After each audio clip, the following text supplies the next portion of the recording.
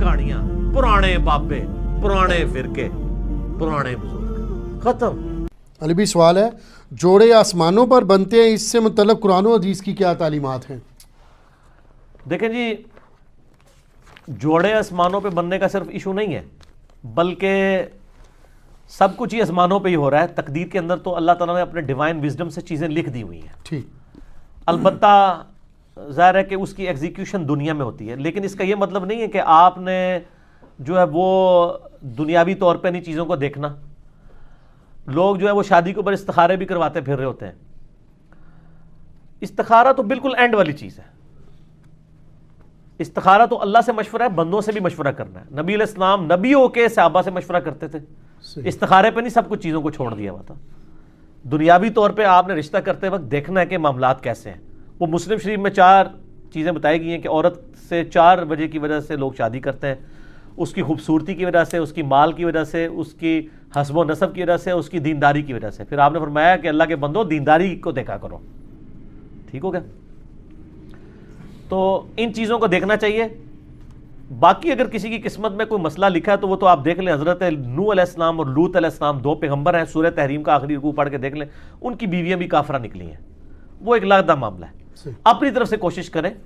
باقی تقدیر میں جو کچھ لکھا ہے وہ اللہ نے اپنے علم سے لکھا ہوا ہے، مستقبل میں ہونے والا، نہ کہ ہمیں اس تقدیر کا پابند کیا ہوا ہے، بلکہ جو کچھ ہونا تھا وہ اللہ کے علم میں پہلے سے تھا، نہ یہ کہ اس نے پابند کیا کہ ہم یہ کریں۔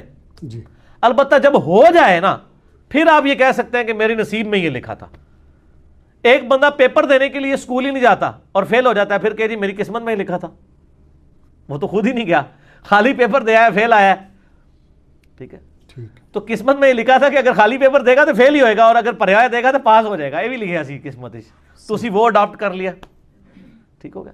باقی دعا کی تو امپورٹنس ہے۔ صحیح مسلم میں حدیث ہے، جو شخص یہ چاہے کہ اس کی عمر دراز کر دی جائے اور اس کے رزق میں برکت ہو تو وہ اپنے رشتہ داروں سے صلہ رحمی کرے۔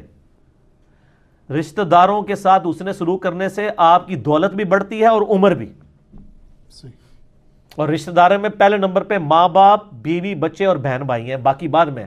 لوگ رشتہ داروں سے فوراً سمجھتے ہیں کزنز، اور بہن بھائیوں کو چھوڑ دیتے ہیں، ماں باپ کو چھوڑ دیتے ہیں، بیوی بچوں کو چھوڑ دیتے ہیں۔ تو بخاری اور مسلم دونوں میں یہ حدیث ہے کہ جس شخص کی یہ خواہش ہو کہ اس کے رزق میں برکت ہو اور عمر میں برکت ہو جائے، وہ اپنے رشتہ داروں کے ساتھ اس نے سلوک کرے۔ ظاہر ہے اس نے سلوک یہ ہے کہ آپ نے اخلاقی طور پہ بھی اور مالی مدد بھی ان کی کرنی ہے، ٹھیک۔ تو اس کا مطلب ہے دعا سے تقدیر بدلتی ہے۔ لیکن یہ بھی تقدیر میں لکھا ہوتا ہے کہ اس کی عمر تو تھی 60 سال، اس نے اپنے بہن بھائیوں کے ساتھ اس نے سلوک کیا، ہم نے اس کو 80 کر دینا ہے۔ اب وہ کرے گا تو ہو جائے گا۔ اب دنیا میں اگر کوئی شخص بسم اللہ پڑھ کے ساکٹ میں 2 انگلیاں دے دے گا تو انشاءاللہ تعالیٰ وہ مر جائے گا۔ فزیکل فنامنا تو چلیں گے نا، ناگہانی آفتیں ٹلتی ہیں دعاؤں سے۔ جو آپ آفت اپنے اوپر خود لائیں گے وہ تو نہیں ٹلے گی۔ آپ بسم اللہ الذی لا یضر پڑھ کے تو کوبرا سانپ کے منہ میں ہاتھ دے دیں تو یہ تو نہیں ہے، ناگہانی آفتیں ٹلیں گی۔ تو تقدیر کا مسئلہ بھی ہے۔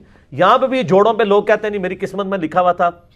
ہاں، جو ہو جائے اس کے بعد آپ کہہ سکتے ہیں، جس طرح بخاری مسلم میں آتے ہیں آدم علیہ السلام نے کہا کہ میری قسمت میں یہ لکھا تھا، تو ظاہر ہے پھر واقعی لکھا ہوا تھا۔ ایک بندے نے بھی غلط کام کیے نہیں اور کہ جی میری قسمت میں لکھا ہے کہ میں کرنا ہے، تو میں کہتا ہوں، ایک بندہ کہتا نہیں میری قسمت میں لکھا ہے کل فجر کی نماز میں نے نہیں پڑھنی، تو سر میں ابھی آپ کی قسمت میں بدل دیتا ہوں کہ فجر کی نماز فلاں مسجد کی پہلی صف میں پڑھو، 1 لاکھ روپے لے لینا، یہ لو چیک۔ دنیا کے سارے شیطان مل کے تجھ سے ایک فجر نہیں چھڑوا سکیں گے، تو تیری قسمت اینج بدلی نا، ٹھیک ہے نا؟ اور تقدیر کے اوپر مسئلہ نمبر 104 ABC 3 میرے لیکچر ہیں، میں نے ڈیٹیل کے ساتھ اس میں بتایا کہ بدقسمتی انسان خود کماتا ہے۔ اور سورہ طٰہٰ کے اندر بھی ایک آیت آتی ہے، اب یہ کریٹیکل ٹاپک ہے تو میں وہ آیت چاہ رہا ہوں یہاں پہ کوٹ کر دوں، بالکل اینڈ کے اوپر جاتی ہے۔ اللہ نے فرمایا بدبخت کون ہوتا ہے؟ وہ ہوتا ہے جو اپنی بدبختی خود کماتا ہے۔ سورہ طٰہٰ کی آیت نمبر ہے 123۔ یہ اب انگریزی عربی میں بعض کا تو میں 2 کو 3 پڑھ جاتا ہوں، وہ اس طرح جڑا ہوا لکھا ہوتا ہے چھوٹا سا۔ اس میں ہے کہ آدم علیہ السلام کو جب اللہ تعالیٰ نے زمین پہ اتارا تو کہا قَالَ اهْبِطَا مِنْهَا جَمِيعًا، ہم نے کہا کہ اب تم دونوں زمین پر اتر جاؤ، بَعْضُكُمْ لِبَعْضٍ عَدُوٌّ، تم میں سے بعض کا دشمن ہوگا۔ فَإِمَّا يَأْتِيَنَّكُم مِّنِّي هُدًى، اب جب کبھی کوئی ہدایت کی بات میری طرف سے تمہارے پاس آئے گی، یعنی نبیوں کے ذریعے کتابیں، فمن اتبع ہدایا، جو کوئی ہدایت کی پیروی کرے گا، فلا یضل ولا یشقا، جو کتابوں کی پیروی کرے گا نہ گمراہ ہوگا نہ بدبخت ہوگا۔ قرآن کی پیروی کرنے والا بدبخت نہیں ہوتا، سبحان اللہ۔